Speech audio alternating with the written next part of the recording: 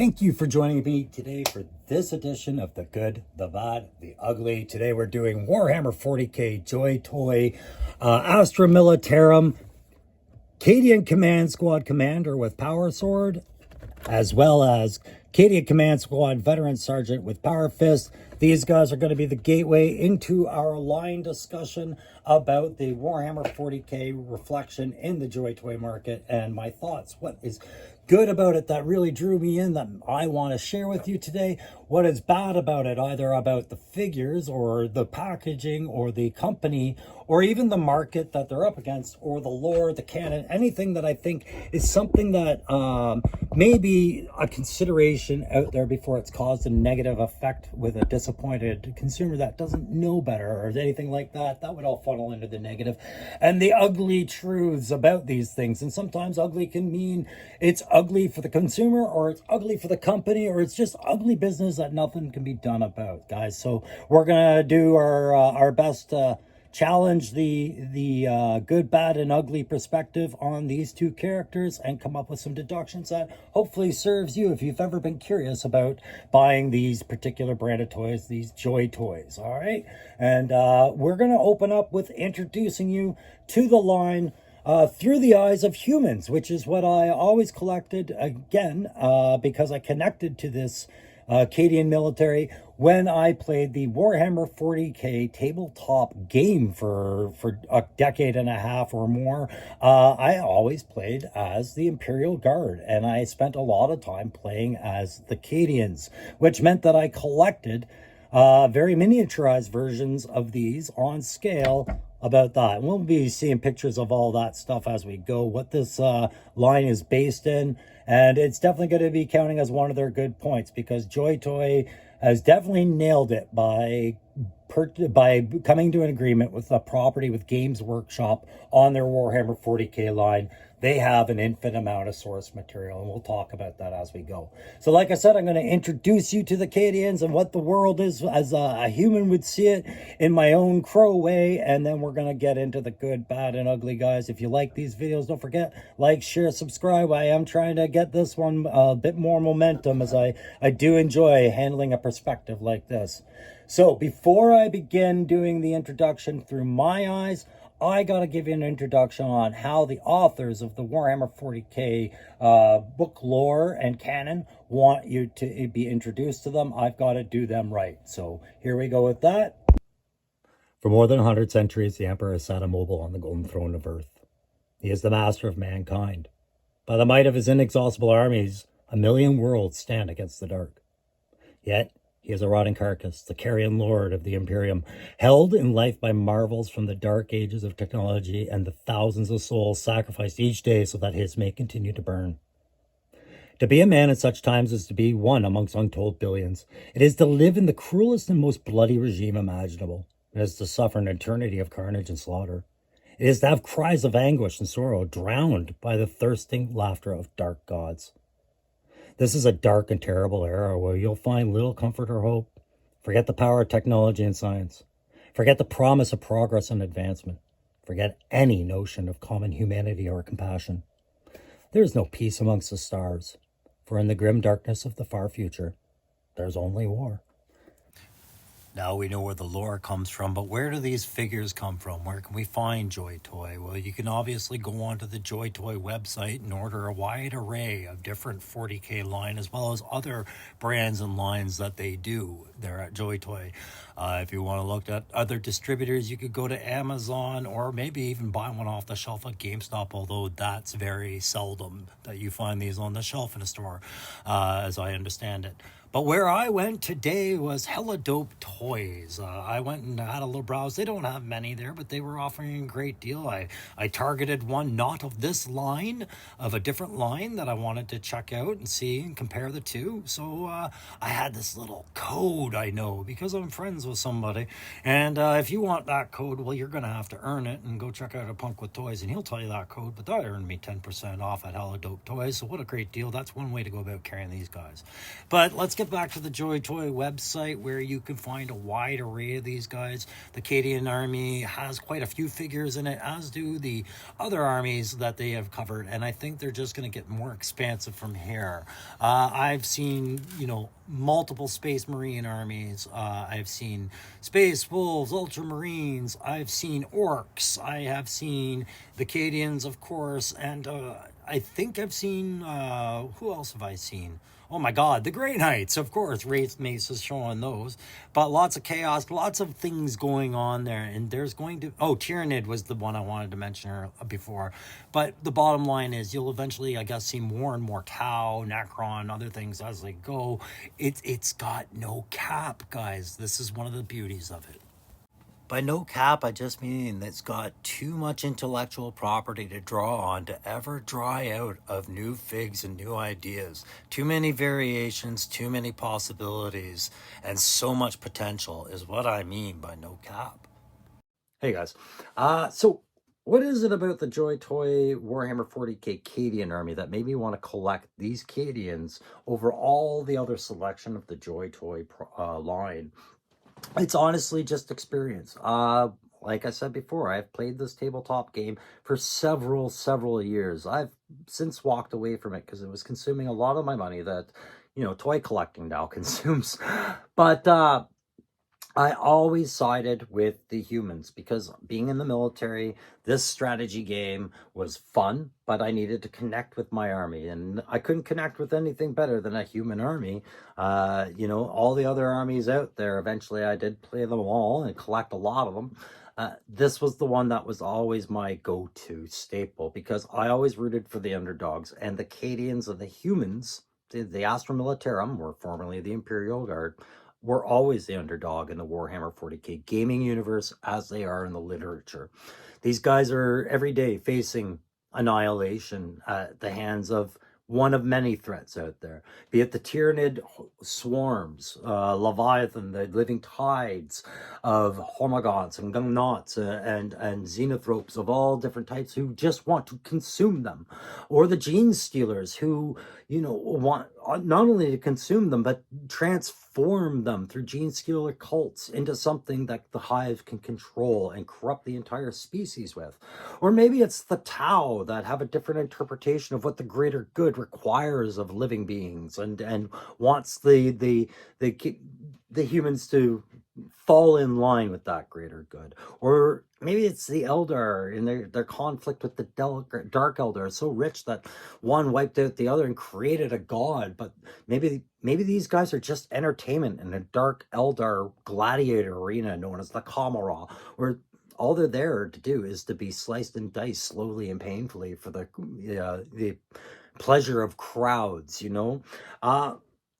There's so many threats in the Warhammer 40k universe, but probably the biggest one is the Warp, Chaos, the 13th Legion, and all its other hosts, Slanesh and Nurgle, and all that. These guys are just in the way of their fates, They're just destined to die at some point.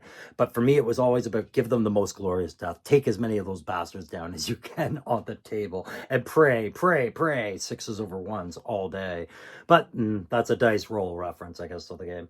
But guys, that's enough about telling you who they're up against and what they're up against. This isn't about the lore. For that, I refer you to Wraith Mace, who does an amazing job covering all the lore and the toy of Joy Toys 40k line. He's prominently Grey Knights, but he's got a lot on the go there, so I just invite you to go get all that backstory from him. Let's get into what it was with the good, the bad, and the ugly with these things. So the first thing that I'll classify as good in the line is the no ceiling factor, which we've covered now about the diverse range and the source material for all of this, including books. And soon, Henry Cavill, if he gets his way, there'll be cinema for this as well. But I'm not going to cover much more about how much characters are. Just that I left out the Sisters of Battle, which is the collecting favorite of a friend of mine and his spouse, and I shouldn't leave out Sisters of Battle, so here they are. The next point, and perhaps the most important point on the good list, is these models are a gamer's dream come true. If you played the Warhammer 40k tabletop game, you know you don't get pre-painted miniatures. You have to paint your own. And your skills develop over time. And it's an expensive hobby to get into and an expensive hobby to refine your painting skills with. But here we have a perfect example of a finished product capable of winning what is called the Golden Demon Award for the best miniature paint job yet. And we get these over the counter at a fair price. These are the best priced Warhammer 40k miniatures, I think, on the market. I think these are much more worth their value than I think the McFarlane lines are, mainly also because of the 0.3, which is their scale. But I go back to these things have another purpose that could be served within that GW Games Workshop vision with these things. They have a smaller skirmish-based game called Kill Teams, and I believe one called Necromunda. And these Joy Toys already pre-painted, and the scale that they are could be possibly used to represent the traditional plastic bottles for those games.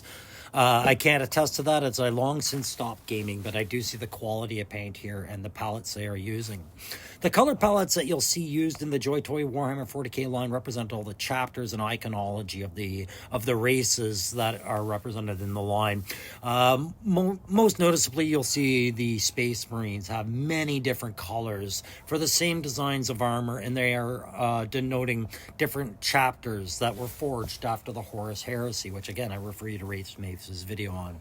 Before you right now is the typical color patterns of the Cadians, which are Astra Militarum, formerly known as the Imperial Guard, which use olive drab colors and very, very, very reflective of modern military inspirations with a lot of the vibe with these guys, which is why I was always drawn to them.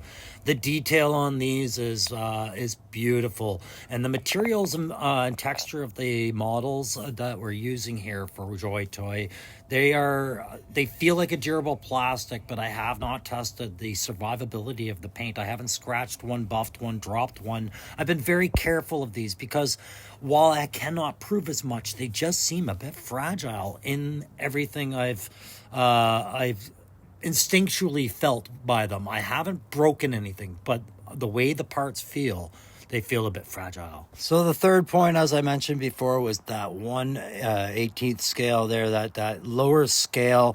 This allows you to collect the full squads and units that these particular models are expected to be in.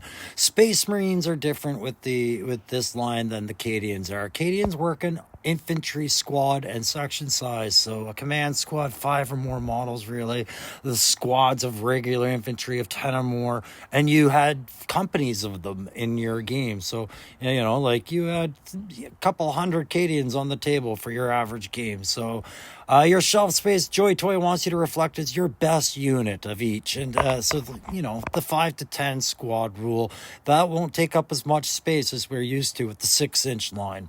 And this allows them to accommodate the larger wants in their line. The vehicles, for example, there are vehicles in the Joy Toy line. There are beasts. There are many vehicles more to come, that they haven't even touched on, that they could bring into this line. And that low scale, again, brings them into the realm of collectible vehicles a little easier than what we're used to with the 6-inch line as well. At 1/18th scale, this also gives us these toys a glimpse of possibility of resurrecting the Inquisitor line of the GW franchise's older game supplies. Inquisitor used to work off of individual models playing against each other, so up to 4 to 5 characters playing on a larger map, and was very much on scale with what Joy Toy is showing us here. But a more immediate example would be the coincidence of GW having success with their game called Kill Team, which comprises of 2 teams of 10 pitting each other up on a similar method on a terrain. It's a smaller scale game, less miniatures to control, different rules, I believe, more unique, and scale more to the models, which would be very suited to the Joy Toy line. So that would be the 4th benefit that I had mentioned earlier, which was the cross-compatibility factor for other lines. That's going to bring us to our 5th good point, whereas where I always draw the line on the good points, because you could go on forever with some stuff. But before I give you this fifth good point, we got to that part where I have to ask you if you could like, share, subscribe, leave a comment, involve yourself in these videos. It's absolutely free if you subscribe. We have no membership here yet, and I don't know if we ever will, but I value your comment, and I value your subscriptions, and I value your likes for the algorithm gods. Thanks very much. I'm glad that's out of the way. So we can get on to our fifth point, which is basically this is no small property that Joy Toy is holding in their hands when it comes to Games Workshop's masterpiece of the Warhammer 40k lore. They are blessed to have it, and they have basically a wealth of money in their hands. Lots of people have vied for this property in lots of other forums. McFarlane Toys and Joy Toy have both succeeded in getting their piece of the pie, and therefore a massive resource of creation, inspiration, design, and guaranteed sales to a fan base, essentially. And it's a fan base that can get as rabid as any other fan base that's passionate about the things they love. And GW protected their property very well since its inception and have been very vigilant with it, like a mama bear and its cubs. And their fans have protected it just as viciously. Which is why it makes it the most important of the closing points, is Warhammer 40k had a massive fan base. We're talking guys not just like Henry Cavill who want to make a movie out of it, but quiet fans who have played it for decades. One guy off the top of my head I can think of was Robin Williams, who played the Eldar for it and loved that army. But I digress, guys. That's a very strong fan base to suddenly show up and create a masterpiece like what Joy Toy does. But is it without its problems? Are there no bad? Are there no ugly? Yes, there are. Let's get to those. I don't think it's my experience with the game previously over the years that puts the bias on things to say that the only bad things I see in this is really just about availability and price. They are a more expensive figure. They do bring a higher quality to the table, and that's going to cost you money. But also, I find they are harder to get more directly through Joy Toy to get that selection, and then select specialty shops that do carry them perhaps in their catalog but definitely don't have the whole catalog. And then of course the very rare occasion you see one in the wild sitting on a store shelf. Not that it doesn't happen, but I find Games Workshop is an example where no one is in control of what stock comes in or aware of what they have access to there. Why they may not know it's because these things don't often move in some locations, and they just sit back there because people aren't aware of the product. Or more yet, they aren't interested in the product, which goes to the number 2 point I have. It's because the product comes in a small box, only has a photo to support what's inside, and it's not even plastic-free packaging, because the whole thing is packed in plastic inside the box. But by not showing the piece count, it seems like a very large price for a very small box, and people don't tend to like not seeing the product they're buying. Windowless packaging failed for Hasbro miserably, and Joy Toy needs to see windowed packaging come into their line if they want to grab that impulse buy market. And I can't help but feel bad for the guys who came over from Games Workshop as fans of the 40k line to see yet again boxes they can't see inside of this way. It is exactly how all the box sets come for the game itself on tabletop, and they invest a lot of money in that. And in Joy Toy, it would be nice to see these feature pieces firsthand before you pay the same prices you're used to paying for the old tabletop game stuff. A lot of money is essentially what it is. For example, just these Cadians, each of them is the same price as almost a deluxe or deluxe classified figure, meaning probably around $35 US. These are about 46 Canadian each for me to bring them in. And the piece count isn't much. I've shown you in the pictures here what you get. You get extra hand sets. You get a bolter or finger pointing hands and whatnot. And, the heads. The backpacks do detach, but you don't want them to detach because they're core to the character presentation. So really $30 or so is the introductory price, and the price keeps going up as you scale up the size or quantity of the models that's available. It is not a cheap hobby, nor was Games Workshop ever interested in cheap hobbies. So it's good. Joy Toy is doing a good job with this. I do feel it's worth the money, but it is a lot of money for the familiar Games Workshop collector. The third point I want to bring up in the bad, not that I usually want to bring up three, but this one is due and it has to be mentioned, is that Joy Toy is running the risk by taking the Warhammer 40K contract from Games Workshop so openly and doing so well right now. In the event that things go wrong, it could be disastrous for them.